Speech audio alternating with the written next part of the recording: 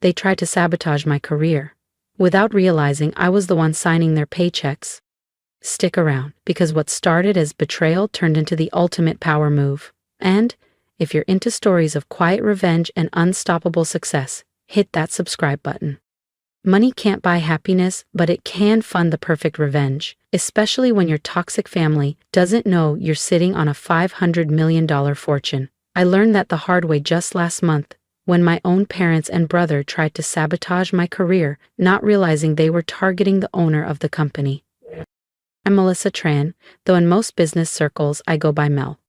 Officially, I'm the newly appointed Chief Strategy Officer at Everlyn Dynamics, a cutting-edge biotech firm based in Seattle. What my family doesn't know?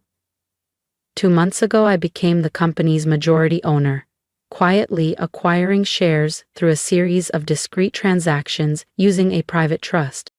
The path to this moment started nearly 18 years ago, back when I was a quiet scholarship kid studying biomedical engineering at Georgia Tech. Meanwhile, my younger brother Ryan coasted through Stanford with our parents footing the bill. "Ryan needs support," Mom always said. "You've always been so independent, Mel." Independent didn't cover it. I juggled lab work, tutoring jobs, and coding side gigs to survive.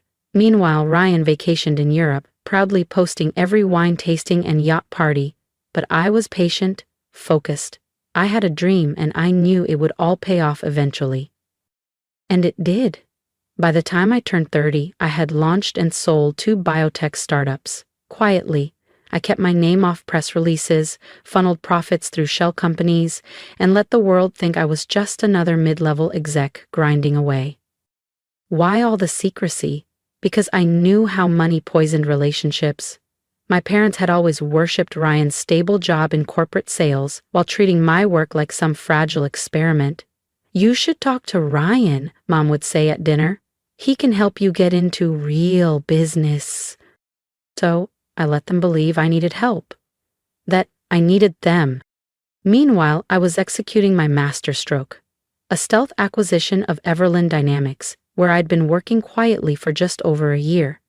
The firm was undervalued but packed with promise. Using a web of trusts and entities, I gained control without anyone realizing it was me. When the board named me CSO, they thought they were hiring a loyal strategist. They didn't realize they were giving the seat to the new owner. Ryan's reaction? Let's just say, it was delicious. "Must be nice to finally catch a break," Ryan said with a smirk during our monthly family dinner. "Though I hope you're not in over your head. Corporate leadership's a whole different beast than tinkering with science projects." Mom and Dad exchanged anxious glances. "Maybe Ryan could mentor you," Mom chimed in helpfully. "He's been managing teams for years, sweetheart."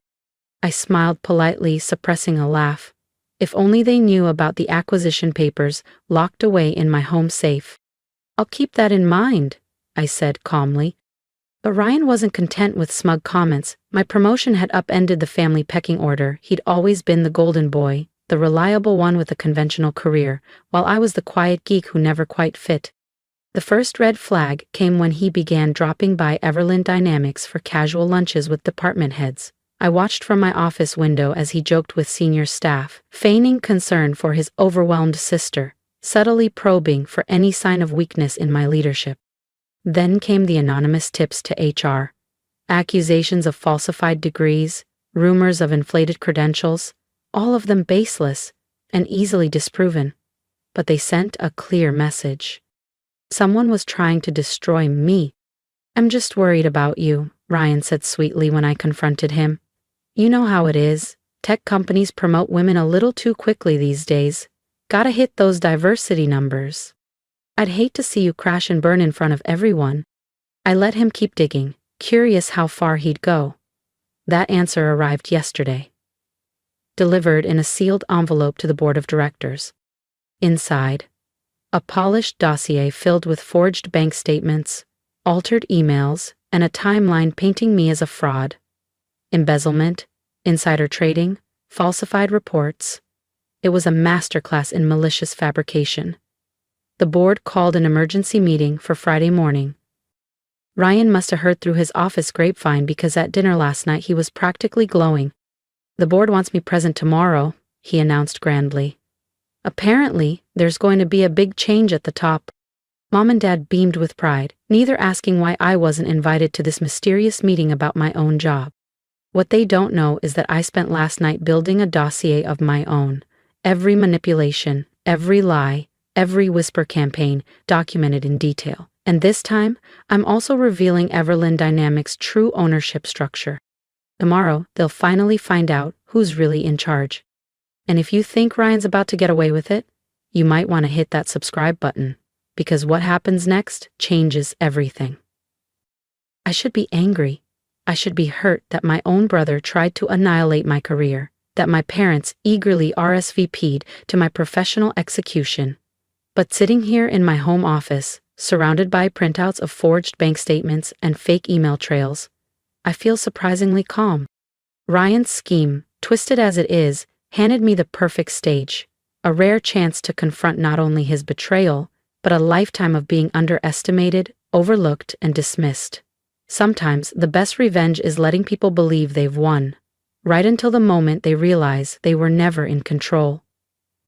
The board meeting is set for 9 a.m. sharp. My family will arrive thinking they're about to witness my downfall. Instead, they're about to learn why you never bet against the quiet one in the corner, especially when she owns the table.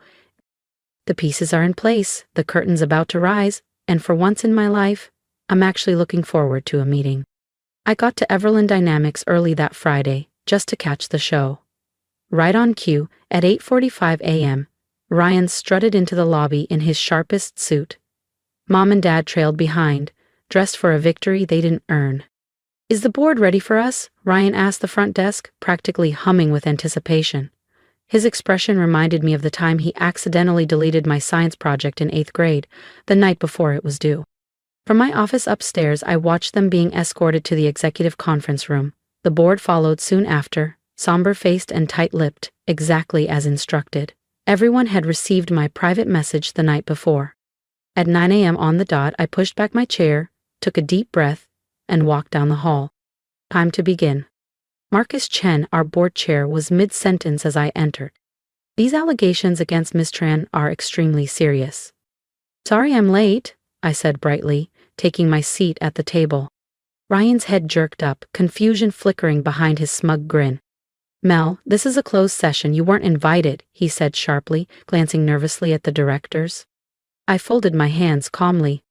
"Actually, I invited myself. It's a bit hard to hold a board meeting without the company's owner." The silence was delicious. Ryan's jaw dropped. Mom blinked rapidly. Dad looked like he'd swallowed a lemon whole. "What are you talking about?" Ryan sputtered. "Everlyn Dynamics is owned by shareholders." "It's a public company," Ryan scoffed, clinging to his illusion of control. "Correction," I said, nodding to my assistant Layla, who stepped forward and began distributing folders to everyone seated around the table. Everlyn Dynamics was a public company, until 2 months ago, when it was quietly purchased by Tran Strategic Holdings. Would you like to guess who owns that? I watched as realization dawned across the boardroom. Several directors' eyes widened as they flipped through the pages. Some had speculated about the mysterious private trust behind the buyout, but no one knew the identity of the new owner. Until now. "This is insane," Ryan stammered. "You can't afford. You're just a lab geek? Just a coder," I finished for him, smiling. "Yes, you've made that quite clear, over and over again, in fact." I turned to Layla. "Could you play the recordings, please?" She tapped her tablet, and the room filled with Ryan's voice, dripping with false concern. "Between us, Melissa's not leadership material," he was saying in one clip. "She's brilliant in the lab, sure, but this role? She's going to crash hard." Another recording played. "Have you noticed any irregularities in her department's finances? Might be worth a closer look." Every whisper, every manipulation, every false lead, captured and played back like a perfectly timed symphony. Ryan began to sink into his chair, color draining from his face as the room turned cold. "And then there's this," I said, holding up the envelope he'd sent the board. The same one filled with falsified statements and forged documents. Attempted character assassination, fabricated financial misconduct, intentional sabotage of company leadership, Did you really think no one would verify any of this before taking action? I was trying to protect the company, Ryan blurted, his voice cracking. You're not qualified. You've never been the one who succeeds, who wins. You're not the one who deserves to be here, I said quietly. No, Ryan. I'm the one who deserves to expose you for corporate espionage, for manipulating stock perception, for endangering the company's future with lies. Mom's voice finally broke through the silence. Surely you wouldn't ruin your own brother's life? Like he didn't try to ruin mine, I said, turning to her. Like you didn't come here to watch it happen? Dad raised a hand, weakly. We were just supporting Ryan. No, I cut in, you were doing what you've always done, assuming he was the one worth betting on.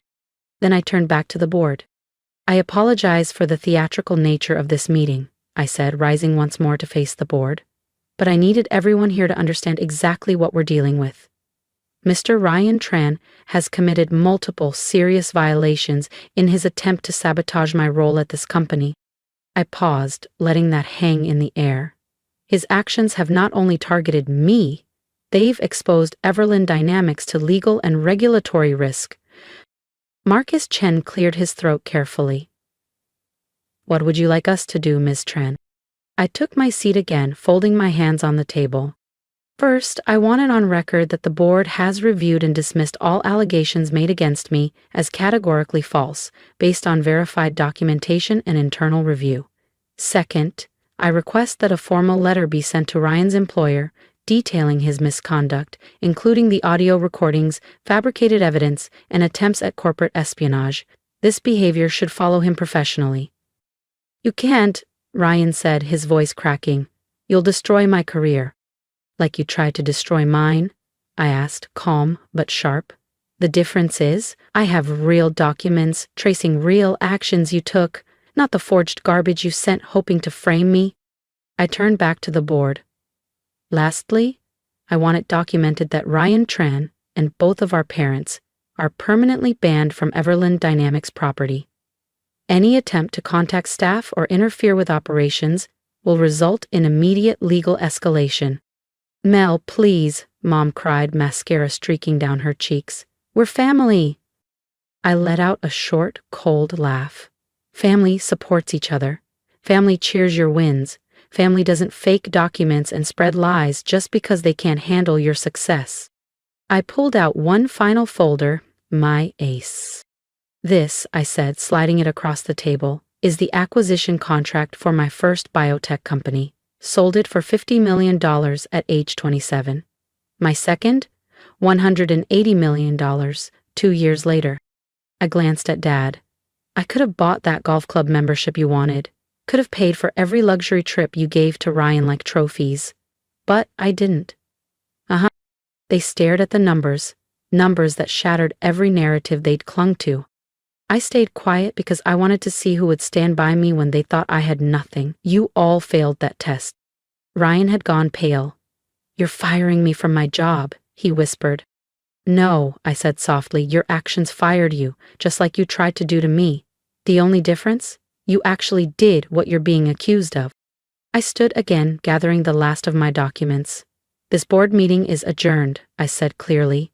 Marcus, please ensure all documentation is formally filed and secured. Then I turned to them. Ryan, Mom, Dad. Security will escort you out. Wait, Ryan called out, his voice cracking as I reached the door. Please. I'm sorry. I was jealous. I couldn't handle that you were finally doing better than me. His voice shook. We can fix this, can't we? We're still family. I turned back one last time. Do you know the difference between us, Ryan? He looked up, eyes glossy. When you thought I was struggling, you pushed me down further. When I was succeeding, I kept it quiet to avoid making you feel small. I exhaled. That's the difference between real success and whatever game you've been playing.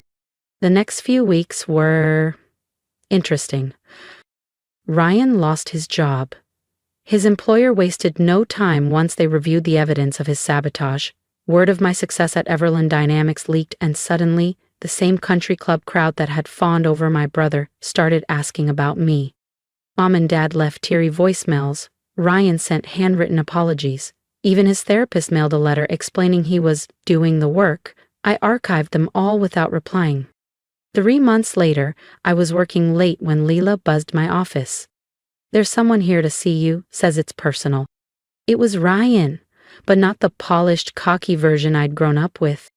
He looked thinner, older. Hair shorter, no flashy watch, no tailored blazer. Just a plain button-down in a manila envelope. "I'm not staying," he said quickly, raising a hand. "I just need to say something." He stepped forward, placing the envelope on my desk. "This has everything. Passwords, contacts, info I dug up while trying to sabotage you. I'm also sending a letter to the board and my former employer, owning everything. No excuses." I watched him silently. "Why now?" I finally asked. "Because you were right," he said. "I wasn't building anything real, you did, and I hated you for it." He turned to leave, then hesitated. "I'm starting over. Small startup, entry level. No shortcuts this time. I don't expect forgiveness. I just wanted you to know that letting me fail taught me more than our parents ever did by helping me cheat." He reached the door. "Ryan," I called softly. He turned back, hope in his eyes. "Send me your resume in a year."